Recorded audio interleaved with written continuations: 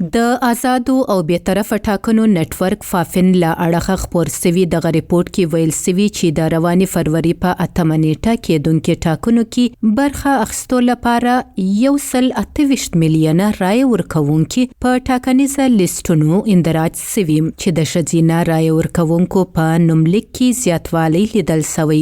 د ریپورت له مخې په 2013 کال کې د رای ورکوونکو صنفي فرق 11.8% و چې اوس 7.1% سوی. له 2013 کال وروسته د نارینه‌و په پرتله د ښځو نوملیکنه زیاته سوې ده. ریپورت وایي د 2.25 میلیونه نوي رجسټر سوو رای ورکوونکو څخه 1.25 میلیونه ښځې او 1.1 میلیون نارینه دي. څېړونکي وایي که څه هم د رجسټر ووټرانو په شمیر کې زیاتوالی راغلی خو اوس هم په لوی شمیر ښځې د ووټ رجسټر کېدو کې پاته راغلي. چې په پاکستان کې 1 کروڑ ښځو سره شناختي کارت نی نو د هغې ووټ نشته. نو چې په دې ملک کې د 10 میلیون ښځو ووټ نه وي نو د هغه یواز چېرته دی؟ او په دغه 10 میلیون کې به زما خیال 4 یا 5 میلیون خو به ځوانان وي که نه، ځوانې ښځې به وي که نه.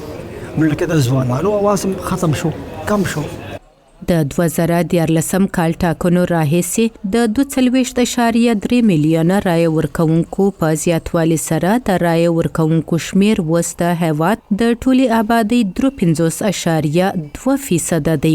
په کال 2018 کې د رجسټر سوو رای ورکوونکو شمیره 49.6% وه. په پنجاب کې 50%، په خیبر پښتونخوا کې 53%، په سند او اسلام آباد کې شاوخوا 50% او په بلوچستان کې یوازې 14% نفوس رجسټرډ ووټران دي.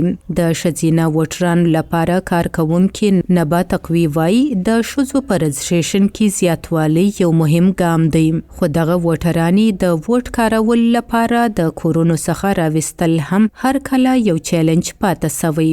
बड़ा नोट किया गया है कि ख़वातीन की रिप्रेजेंटेशन खास तौर पे बड़ी लो لیدل سوي دي چې په انتخاباتو کې د نارینه په مقابله کې ښځې ووټرې ډېرې کمې د خپلو کورونو څخه راوځي. دې ځل د ښځو لپاره موقع ده چې بهر راووځي او خپل د خوښې کاندید وټاکي. د دې لپاره ضروري دی چې د سیاسي ګوندونو ترڅنګ تړلې ادارې هم کمپاینونه وچلوي.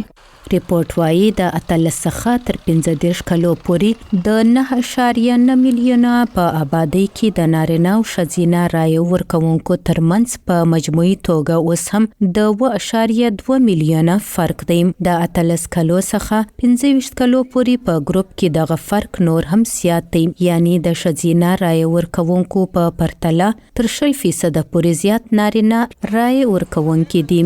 رابعه پیر، وایس آف امریکا، ډیوا، اسلام آباد.